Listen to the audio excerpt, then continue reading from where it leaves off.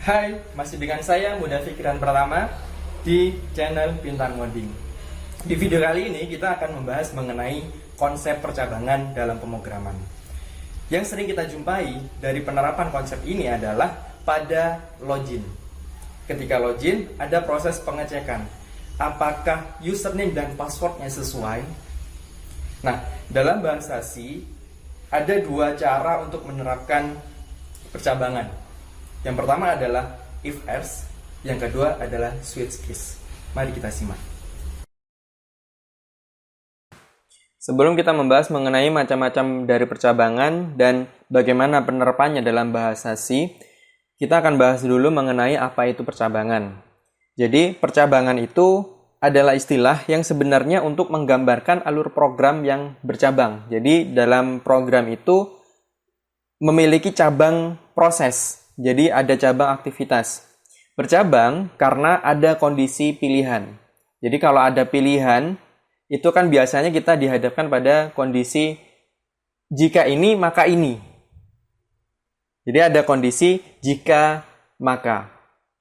Sehingga kalau digambarkan dengan flowchart, itu seperti ini. Jadi ada proses jika, yang mana proses kondisi untuk memilih itu disimbolkan dengan belah ketupat. Kemudian ada pilihan kalau ini apa, kalau itu apa. Jadi di dalam percabangan itu ada kondisi true dan false-nya. Jadi kalau true maka apa? Jika ini maka ini, jika itu maka itu. Jadi seperti itu. Nah, kemudian fungsi dari percabangan ini untuk menentukan kondisi pilihan. Jadi ada proses memilih, sehingga dengan adanya percabangan akan mampu membuat program berpikir dan menentukan tindakan sesuai dengan logika dan kondisi.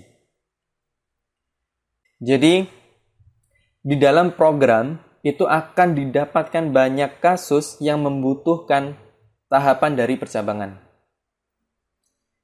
Paling sederhana adalah proses login pada website atau sebuah aplikasi. Di mana pada login itu ada proses untuk menyesuaikan username dan password. Ya kan? Berarti program itu harus melakukan pengecekan apakah username dan passwordnya sesuai dengan yang ada di database. Nah, kalau nggak sesuai apa yang terjadi?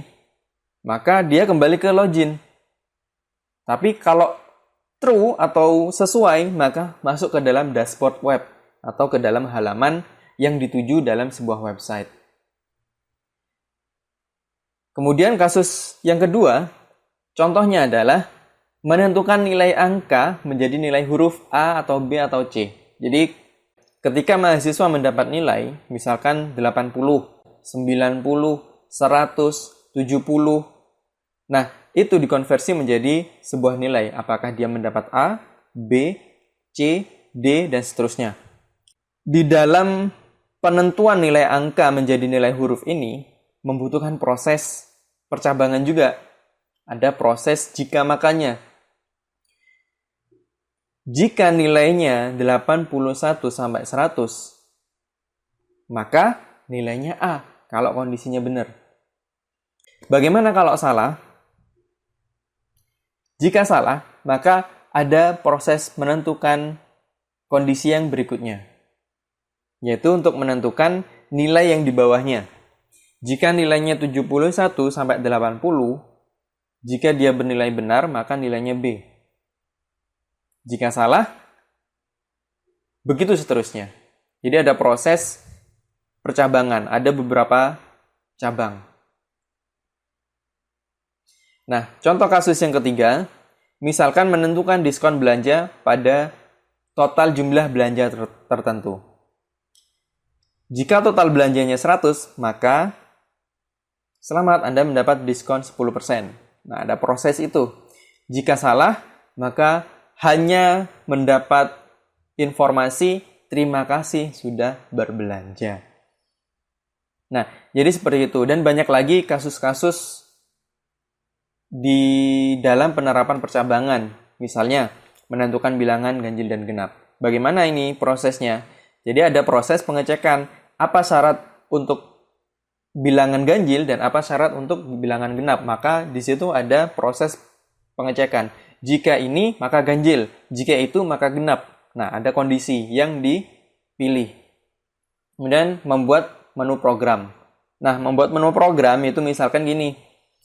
Teman-teman tahu tentang USSD code yang ada di operator seluler. Yang misalkan tekan bintang bla bla bla pagar, maka muncul menu di situ. Nah, menu itu tekan 1 untuk ini, tekan 2 untuk ini, tekan 3 untuk ini. Nah, itu contoh dari menu program.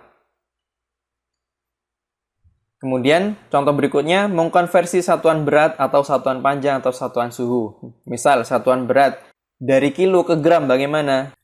Kemudian, contoh satuan panjang. 1 kilo berapa meter? Nah, itu ada proses di situ. Entah itu nanti dia memilih dari kilometer ke meter, atau dari meter ke senti, dan seterusnya. Suhu pun begitu, misalkan mengkonversi dari Celsius ke Fahrenheit, dari Celsius ke Kelvin, dan seterusnya. Contoh berikutnya, mengkonversi angka bulan menjadi nama bulan. Contoh, jika 1, maka Januari. Jika 2, maka Februari, dan seterusnya. Contoh berikutnya, mencari nilai minimal dan maksimal. Dan masih banyak kasus percabangan yang lain. Jadi memang penerapan percabangan dalam pemrograman itu akan sering dipakai dan akan sering dibutuhkan. Kemudian, bentuk percabangan di dalam bahasa pemrograman C itu ada 2 macam. Yang pertama adalah percabangan menggunakan if, else. Yang kedua, percabangan menggunakan switch case. Oke, kita bahas mengenai if else dulu. Di dalam percabangan if else, itu terdapat beberapa bentuk. Bentuk yang pertama adalah if yang berdiri sendiri. Format penulisannya adalah if, kemudian di dalam kurung itu adalah Boolean expression. Boolean expression itu berarti ekspresi yang memungkinkan outputnya adalah Boolean, true atau false. Atau kalau dalam bahasa pemrograman C, outputnya berupa 1 atau 0. Kemudian jika benar, maka ditulis di dalam statementnya. Jadi, percabangan if yang berdiri sendiri, ini hanya memungkinkan output jika bernilai benar. Kalau salah, maka ke bentuk kedua. If else. Jika ada if, statement benarnya di dalam statement true, kemudian statement salahnya itu diletakkan di dalam else. Dan bentuk yang ketiga adalah if, else, if. Nah, ini memungkinkan adanya beberapa percabangan. Percabangan yang lebih dari 1. Bentuknya adalah if, statement true yang pertama, kemudian jika statement true yang pertama salah, maka akan masuk ke else if. Di else if, dilakukan pengecekan lagi. Jika benar, diletakkan di dalam statement true yang kedua. Nah, di dalam if, else, if memungkinkan juga kita isikan dengan else, yaitu statement selain statement di atasnya. Jadi, bentuk yang ketiga ini cocok untuk penerapan pada kasus penentuan nilai angka menjadi nilai huruf. Nah, selain percabangan if, else yang 3 bentuk ini, juga ada percabangan bersarang if, else. Nah, formatnya adalah seperti ini. Jadi ini disebut dengan bahasa lainnya adalah nested if. Di dalam if terdapat if lagi. Nah, ini memungkinkan kita membuat sebuah percabangan, kemudian jika benar kita bikin percabangan lagi, karena kondisi tertentu ini sangat memungkinkan. Kemudian kita praktekkan di dalam pemrograman. Misalkan kita memiliki sebuah variabel nilai, kemudian kita membuat sebuah inputan nilai. Inputkan nilai. Kemudian panggil scanf untuk fungsi inputan user, %d, dan nilai. Kemudian kita lakukan pengecekan. Jika nilai lebih dari 80, maka tampilkan informasi nilai A. Nah, kita coba jalankan. Kita isikan dengan 81, nilai A. Kalau misalkan kita jalankan dengan nilai yang kurang dari 80, misalkan 70. Maka tidak ada output yang ditampilkan. Nah, ini jika if-nya berdiri sendiri. Nah, maka kita harus memberikan sebuah kondisi else, yaitu kondisi ketika salah. Kita berikan informasi.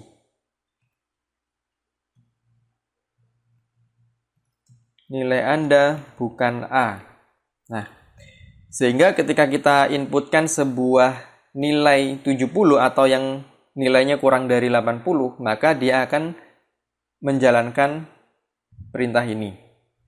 Nah, perlu diingat ketika kita berbicara soal nilai, itu adalah berbicara ring. Maka ada batas. Tidak mungkin nilai itu akan lebih dari 100. Ya kan? Maka untuk mengatasi ini, kita harus membatasi. Tidak hanya lebih dari 80, tapi kita batasi lebih dari 80 sampai berapa? Sampai kurang dari sama dengan 100. Maka kita berikan operator logika dan nilai kurang dari sama dengan 100. Maka ini adalah ringnya antara 81 sampai 100. Kenapa bukan 80? Karena ini lebih dari, bukan lebih dari sama dengan. Atau biar memudahkan kita kasih lebih dari sama dengan 81. Maka ringnya adalah 81 sampai 100, dia mendapat nilai A. Nah, penerapan else if. Nah, kondisi untuk nilai B kita isikan di sini. Nilai B adalah 71 sampai 80 misalnya. Maka lebih dari sama dengan 71 dan nilai kurang dari sama dengan 80. Maka di sini nilainya adalah B. Dan begitu seterusnya.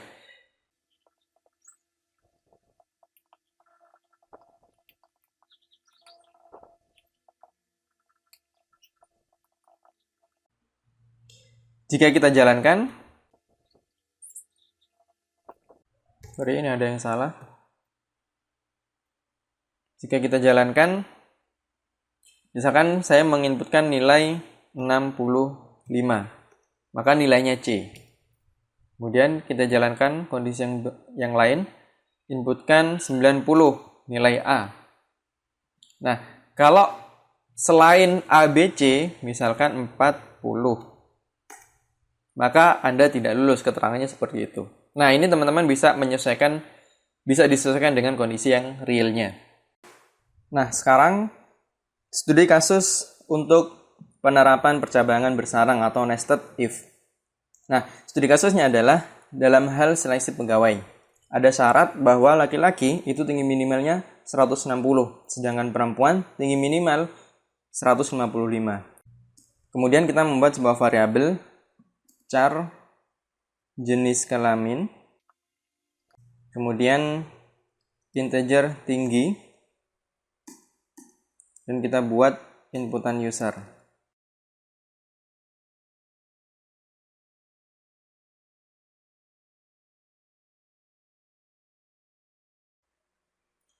Jika jenis kelamin laki-laki, jenis kelamin sama dengan L. Nah, jika true, ada pengecekan lagi, yaitu untuk pengecekan tinggi. Apakah tinggi lebih besar sama dengan 160? Nah, ini penetapan if di dalam if atau nested if. Nah, baru diberikan informasi bahwa lolos.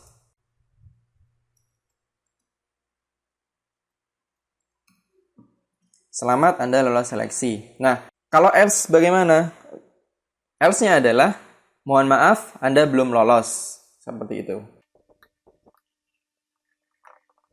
Nah, pada bagian ini adalah pengecekan untuk jenis kelamin laki-laki atau L. Nah, di bagian else di sini kita isikan dengan else if. If-nya adalah jenis kelamin perempuan. P. Baru kita isikan lagi dengan if tinggi lebih Dari sama dengan 155 diberikan informasi, selamat, Anda lolos seleksi. Else-nya sama dengan ini. Nah, kemudian kita jalankan. Jenis kelamin L. Inputkan tinggi 170. Muncul informasi, selamat, Anda lolos seleksi. Bagaimana dengan yang P? Tinggi 140. Nah, 140 ini kan di bawah batas minimal. Maka keterangannya adalah, mohon maaf, Anda belum lolos. Oke, jadi ini penerapan untuk percabangan bersarang. Selanjutnya adalah pembahasan mengenai percabangan switch case. Nah, format dari penerapan percabangan switch case, formatnya adalah switch di dalam kurung itu diisi dengan variabel. Berarti bukan nilai. Jadi hanya memanggil nama variabelnya saja. Dan di dalam kurung ada case. Setelah case diikuti dengan value. Value ini adalah data dari variabelnya. Data variabel. Kemudian diikuti dengan titik 2. Dan di dalamnya, jika dia bernilai true, maka statement atau pernyataan benarnya itu ditulis di bawahnya. Dan terakhir diikuti dengan break. Jadi break itu digunakan untuk menghentikan sebuah case. Jadi untuk menghentikan sebuah case, masing-masing case, itu menggunakan perintah break. Dan opsi berikutnya ditulis dengan case berikutnya. Dan terakhir, diisikan dengan default. Default ini adalah untuk statement false-nya. Jadi kalau di if, itu seperti else. Kondisi else atau statement false itu diisi di dalam default. Kalau di dalam switch case. Nah, dalam penerapan pemrogramannya, misalkan kita memiliki sebuah variabel in bulan ke. Jadi kita akan menerjemahkan bulan ke, yaitu ke-1, ke-2, ke-3, dan ke-4, dan seterusnya. Itu diterjemahkan atau dikonversikan menjadi nama bulan.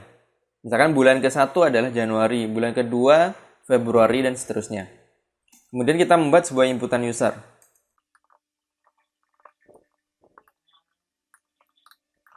Kemudian kita buat switch case-nya untuk mengkonversi bulan ke menjadi nama bulan. Switch. Nah, di dalam kurungnya adalah nama variabel. Cukup kita tuliskan bulan ke. Ini nama variabelnya. Kemudian diikuti dengan tanda kurung kurawal. Di dalamnya kita tulis case. Setelah case adalah nilai atau value yang memungkinkan didapat dari variabel bulan ke. Yang memungkinkan adalah angka 1. Jika nilainya 1, maka itu adalah Januari. Maka kita tampilkan Januari. Setelah itu diikuti dengan break untuk menghentikan if dari case. Jadi menutup case itu dengan break. Menutup case itu dengan break. Dilanjutkan dengan case berikutnya, yaitu 2. Jika 2,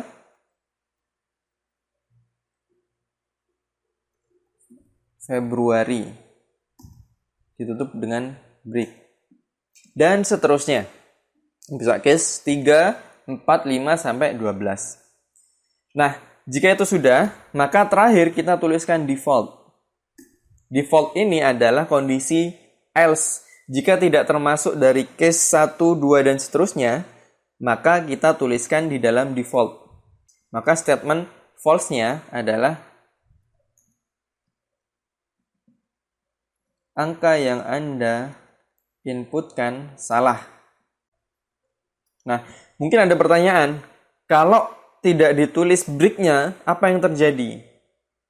Oke, kita hapus break ini. Setelah case 1 dan ditampilkan keterangan Januari, tidak ada break. Nah, jika tidak ada break, maka dia akan melanjutkan ke case 2. Karena break ini untuk menghentikan setiap case. Kalau tidak ada break, berarti dia akan melanjutkan ke case 2. Ketika case 2, dia akan menampilkan printf Februari. Berarti akan ada muncul informasi Januari dan Februari, baru kemudian dia berhenti. Oke, kita coba jalankan. Kita inputkan 1. Maka munculnya adalah Januari dan Februari.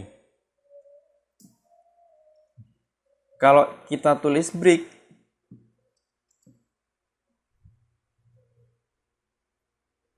ketika kita tekan 1, yang muncul hanya Januari. Jadi fungsi break itu adalah untuk menghentikan setiap case. Kalau tanpa break, maka dia akan melanjutkan ke case berikutnya. Dianggap case berikutnya itu adalah case yang sama, nilai yang sama. Nah, kalau misalkan kita menginputkan yang tidak ada di dalam case, misalkan 13, maka akan muncul angka yang Anda inputkan salah. Nah, jadi ini cara penerapan dari switch case. Dan masih banyak lagi contoh penerapan switch case ini. Misalkan untuk pemilihan menu. Misalkan kita membuat sebuah kalkulator sederhana. Di situ ada menu penjumlahan, perkalian, pengurangan, pembagian. Nah, user disuruh memilih case 1 untuk penjumlahan, case 2 untuk perkalian, case 3 untuk pengurangan, case 4 untuk pembagian. Maka dalam kasus itu kita bisa menggunakan switch case. Meskipun menggunakan if else pun juga bisa. Nah, sekarang kapan kita menggunakan if else dan kapan kita menggunakan switch case? Oke, secara umum if else lebih umum dan paling sering digunakan dalam percabangan. Tapi ada perbedaan di antara keduanya.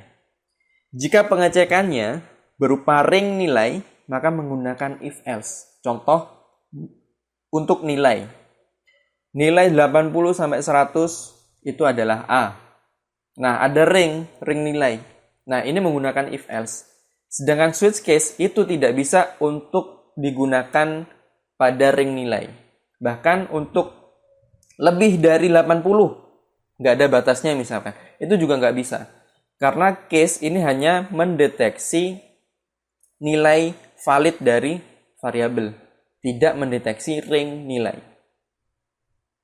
Sedangkan switch case, jika pengecekannya hanya nilai tunggal, maka menggunakan switch case. Misalkan konversi hari keberapa menjadi nama harinya, atau bulan keberapa menjadi nama bulan, atau konversi menu 1 untuk apa, menu 2 untuk apa. Seperti yang diterapkan pada operator seluler, pada kode USSD. Milih 1 untuk transfer pulsa, milih 2 untuk beli pulsa, dan seterusnya. Jadi itu untuk penerapan percabangan di dalam bahasa pemrograman C. Semoga video ini bermanfaat. Dan sampai jumpa di video berikutnya. Jangan lupa like dan subscribe.